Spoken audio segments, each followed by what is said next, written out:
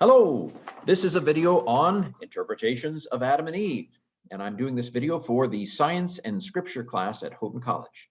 Now, if you were part of this class, which you should someday, because it'll probably be offered again, we have just heard from Dr. Ransom Poythress, who has shared with us various perspectives on the science, Christian perspectives, on the science of Genesis 1 through 3. And he was careful to point out that there are people of deep Christian faith and people who believe in the authority of Scripture who hold to all three of these positions. And so he was very careful to say, let's not de-Christianize someone because they have a different perspective on the scientific aspect there. And I would add that God judges us according to our hearts. You know, that I'm sure I have all kinds of wrong ideas, and probably you do too. Otherwise, you know, you should go start a church if you have it all right. But everybody who starts a church thinks they have it all right, and that just can't be. And so the problem is, of course, we don't know where we're wrong. And so that calls us to have a little bit of charity toward each other. And you know, John Wesley put it this way: if your heart is as my heart, you know, put her there. I mean, he didn't say put her there. He said, put your hand in mine. But basically, we're interested in truth, right? We're interested in the truth. So let's not de-Christianize each other over these whatever position you might take on that particular issue. So Dr. Poythress presented three perspectives on 3.5 perspectives on the science. Now, what I want to do is I want to present three broad perspectives on Adam and Eve with some subcategories as well. Three broad interpretations of Adam and Eve. And again, there are people of deep faith and people who believe in the authority of Scripture who hold to all three of these positions. So the question for me is, what is true, right? And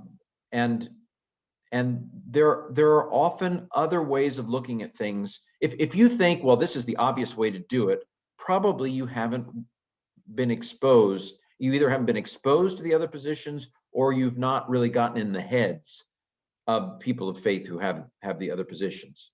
I mean, the first stage when you encounter an idea you've never heard before, if it's sensitive, is to basically say, no, you're evil if you hold that position.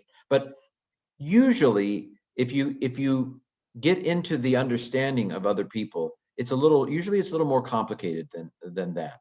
And often, once we begin to understand where someone else, why they think the way they do, usually it humbles us and makes us realize that, well, maybe I wasn't, quite as on top of this as I thought I was. It doesn't mean we necessarily change our position. It just means that often when our first reaction is, you're evil, bam, I'm going to kill you, or whatever, that reflects a position of not fully understanding where they're coming from. Okay, three broad interpretations.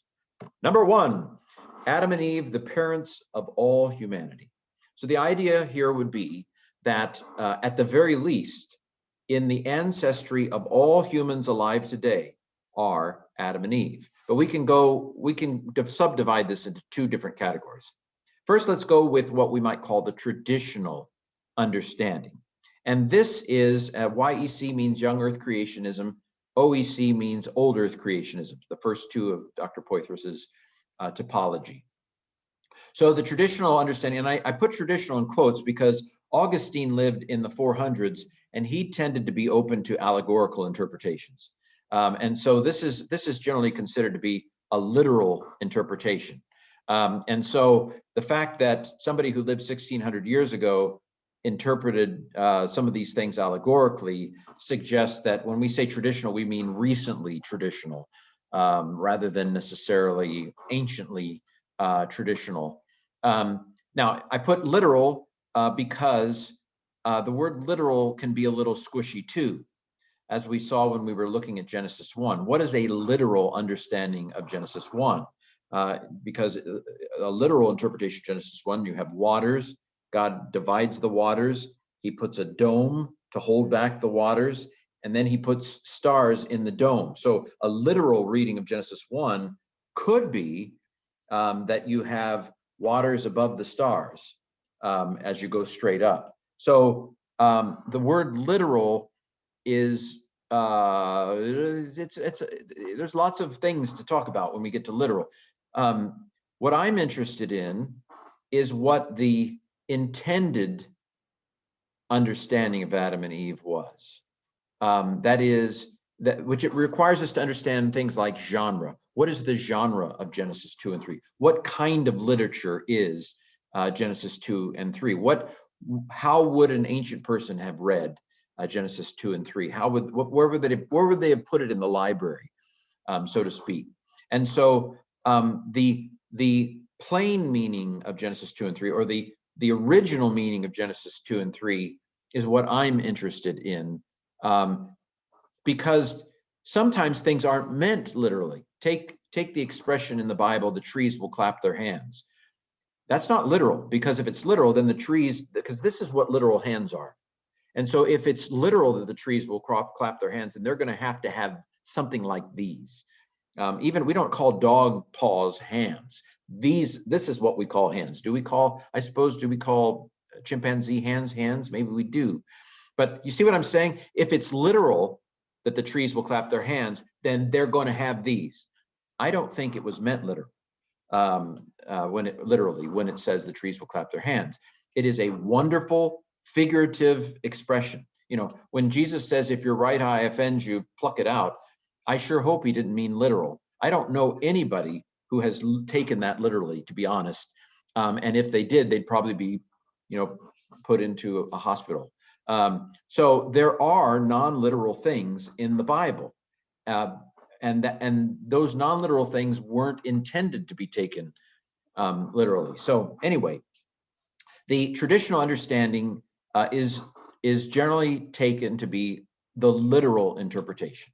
And of course, when we're talking about this traditional understanding, let me put it in terms of some of the class too, would be a genetic ancestry, that Adam and Eve would be the genetic ancestors of all living, that there would be no other hominins in our gene pool, but there's just Adam and Eve. Eve is the mother of all living, and Adam as the father of all nations. Although you could maybe take this in 1b at the bottom, would also fit perhaps with 1b. But what I'm calling 1a, traditional understanding, is they are the genetic ancestors, that God created them. What we throw a little Latin around. God created them de novo. He created them out of the blue, from the new, with no ancestors, that Adam had no belly button. You heard it here. Adam had no belly button. That they were created as the beginning of human ancestry.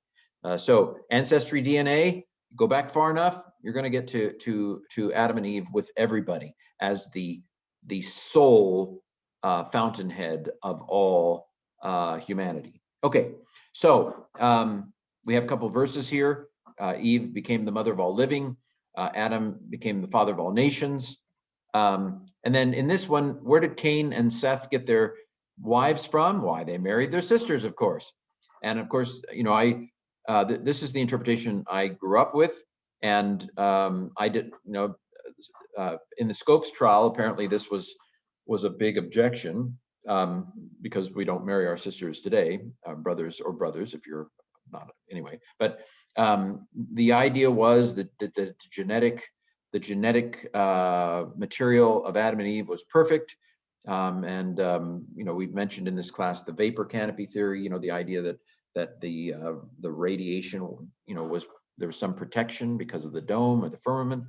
So that intermarriage was okay back then. That Adam and Eve had lots and lots and lots and lots and lots and lots and lots and lots of children, because they lived 900 some years, and then Cain had lots and lots and lots, and Seth had lots and lots and lots and lots, and then they all intermarried, and there weren't any birth defects because it was pre-flood. So that's the traditional understanding. And then Cain founds a city for his siblings and for all their children, and read Genesis.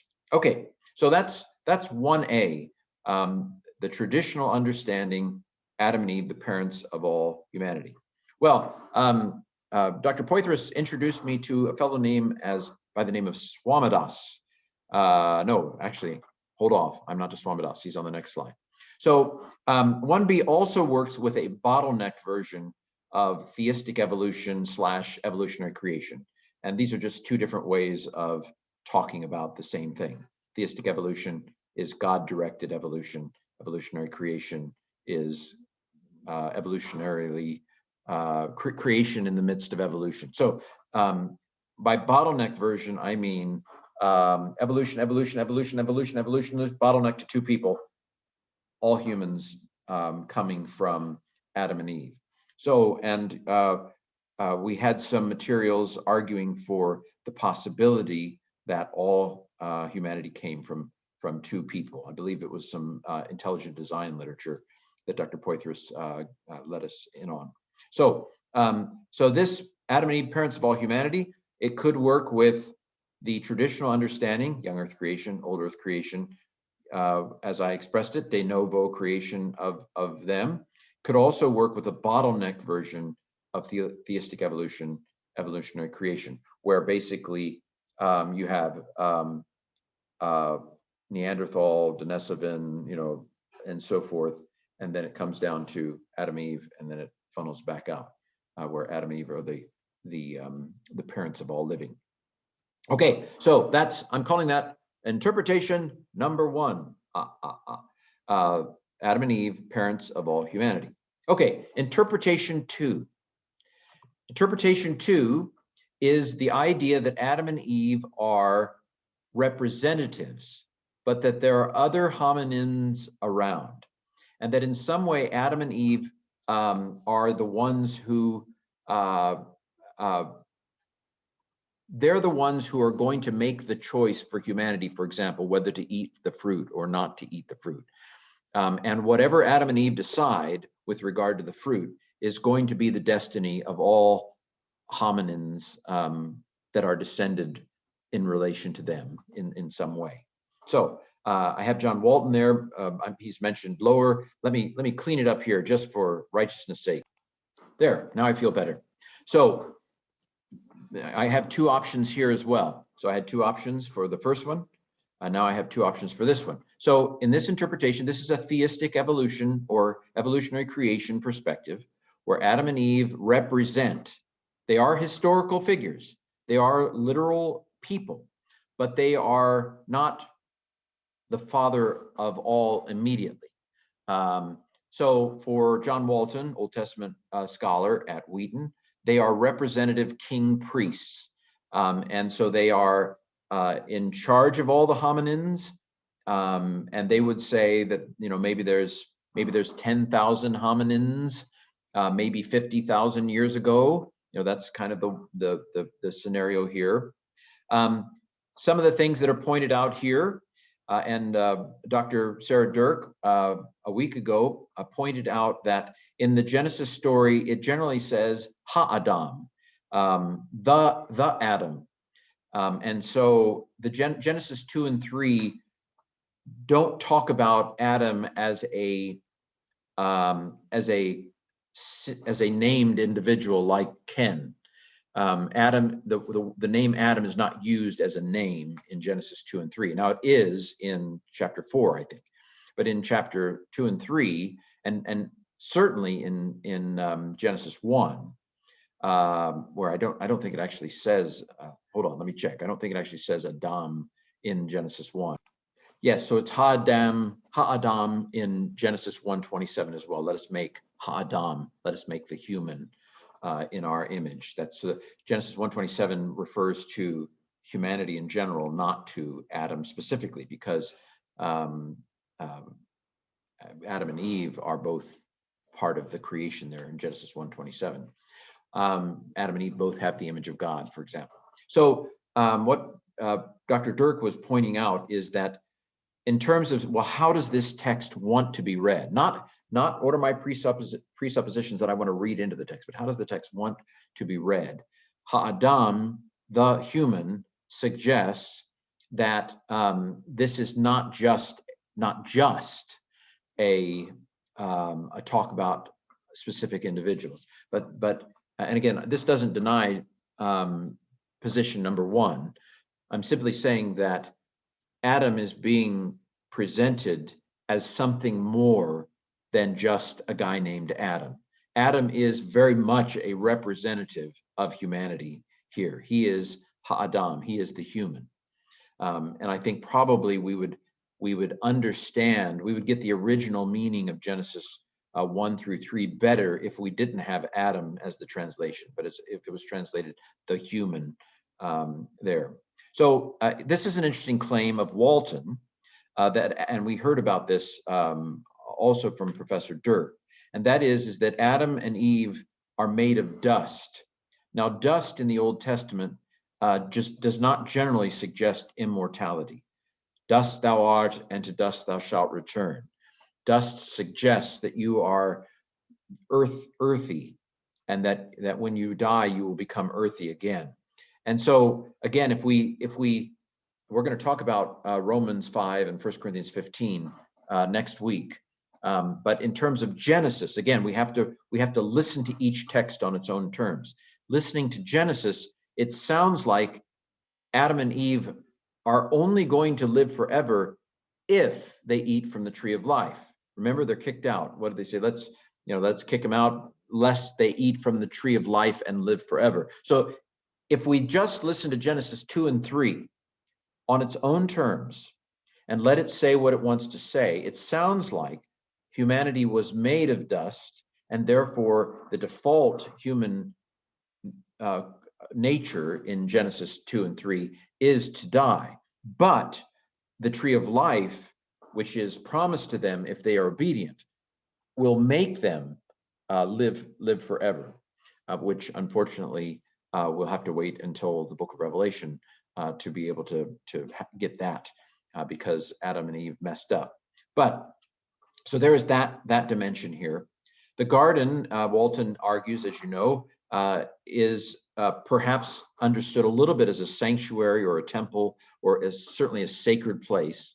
And so Walton would argue that it makes sense for Adam to be thought of as a priest. Now, I'm still processing some of those aspects of Walton. I haven't had that kind of click moment where I feel like, yeah, he's right. I mean, I'm not in any way saying he's wrong. I'm just saying I haven't had that kind of moment where it all kind of, kind of clicks for me. I'm willing to accept when he says that the garden is, that they would have seen the garden as a kind of sanctuary or sacred space. I'm very open to that, but I'm still processing that. Need more information. Okay, so this is the first of this one. So Adam and Eve are representatives. John Walton would say Adam and Eve were king priests who lived, and they were representing humanity. Be kind of like when you vote for a senator, or a person in the House of Representatives, they go to Congress and they make votes. They are voting for me. The senator from New York is voting for me. The representative from my district is voting for me. And in that sense, Adam and Eve are voting for all the hominins, all of humanity, when they disobey God, and we all suffer for it.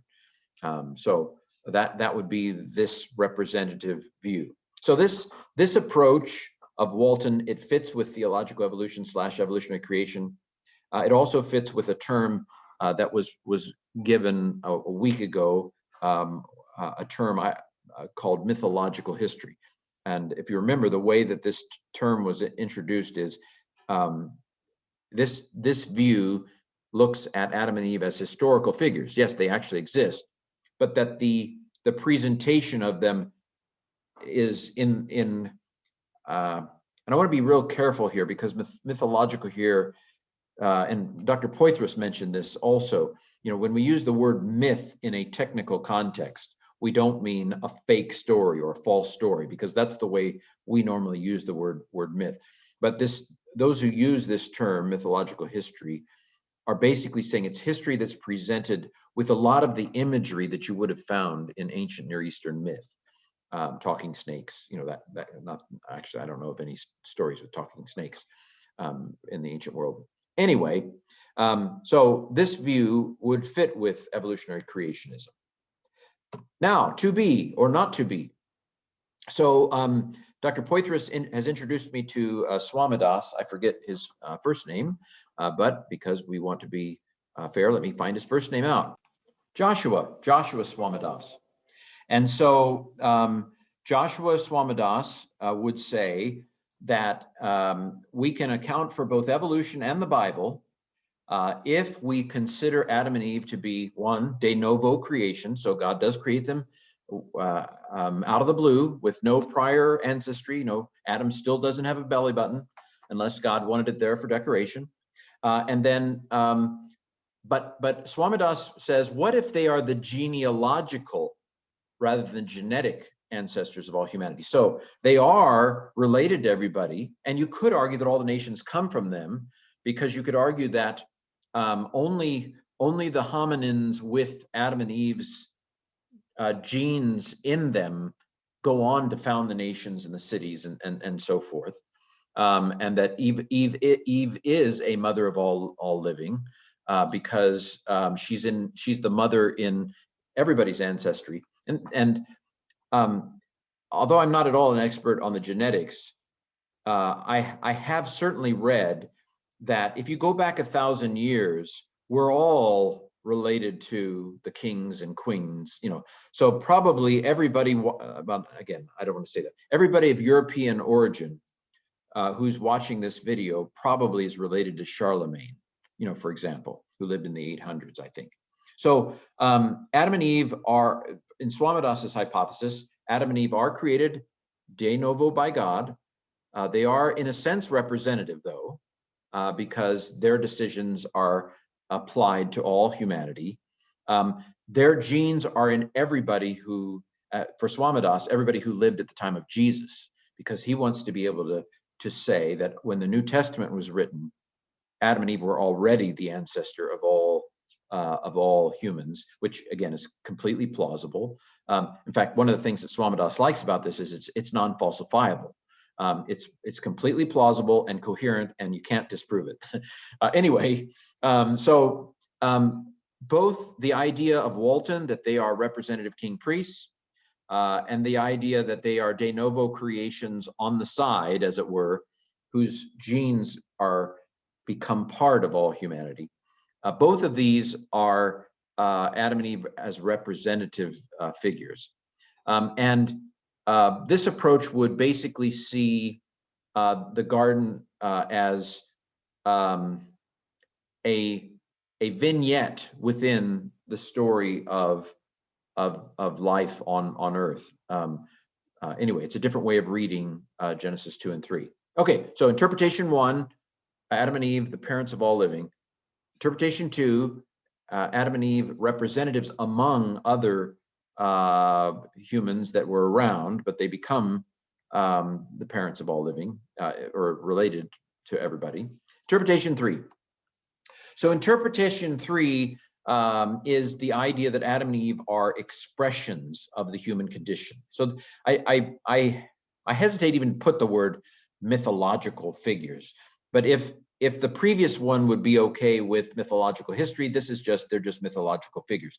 And the Christians who would express this, so for example, Francis Collins, from what I can tell in his book, The Language of God, Francis Collins, of course, loves scripture, but does not consider Adam and Eve to be historical individuals. So here's his quote: Genesis 2 and 3 are a poetic and powerful allegory of God's plan for the entrance of the spiritual nature, the soul, and the moral law into humanity. So it sounds like Francis Collins would say, I don't know how he would do this, really, it'd be interesting to know, that at some point God began putting souls and writing the moral law into human beings. Now, maybe, I don't know how he does this, how he works it out. But clearly, Collins would believe that we have a moral nature, that we have an eternal soul of some kind. I don't know exactly how he works that out, but that he clearly does not consider Genesis 2 and 3 to be literal. Now, a second person, now C.S. Lewis, I've been reading some C.S. Lewis, and I think C.S. Lewis is very open to Adam and Eve being historical individuals. He's open to it, but he doesn't seem to care, just to be honest. He doesn't have a problem in theory with the idea of evolution. He has big problems with the idea that history is getting better and better and better and better and better. He has real problems with that. But here's a quote from C.S. Lewis. In the fullness of time, God caused to descend upon this organism, both on its psychology and physiology, a new kind of consciousness which could say I and me, which could look upon itself as an object, self-reflective, and that knew God and could make judgments. So that is C.S. Lewis, not opposing evolution. Again, there are certainly places, you can find some places in his writings where Adam and Eve are kind of there, so my sense is that he was a little ambivalent about this. He could go either way. He wasn't bothered by it. He could accommodate evolution within his understanding of humanity, and or at the same time, he was okay with a de novo creation of Adam and Eve too. Well, this has been, maybe it was longer than I intended, 3 basic interpretations of Genesis. What are the 3? 1, that Adam and Eve are the parents of all living. This includes the traditional understanding, but also the bottleneck understanding. So again, all 3 of the views that Dr. Poythress presented could be accommodated in view 1. View 2 is the idea that they're representatives. Now, this is a evolutionary creationist perspective, but it views Adam and Eve as historical figures who actually exist and are related to all people who are alive today. But John Walton would see them as representative king priests. Swamidas suggests maybe they were on the side, so to speak. I'll have a little Adam and Eve on the side. And then the third one is they are expressions of the human condition. This is the myth, and again, I hate to even use that word, but the perspective that sees the Adam and Eve story as an expression of the human situation, a little like Pandora's box, if you know Greek mythology. Okay, well, that's enough, don't you think? I'm doing this the day before Thanksgiving in 2020, and I hope everybody has a thankful day, whether it's Thanksgiving when you watch this or not.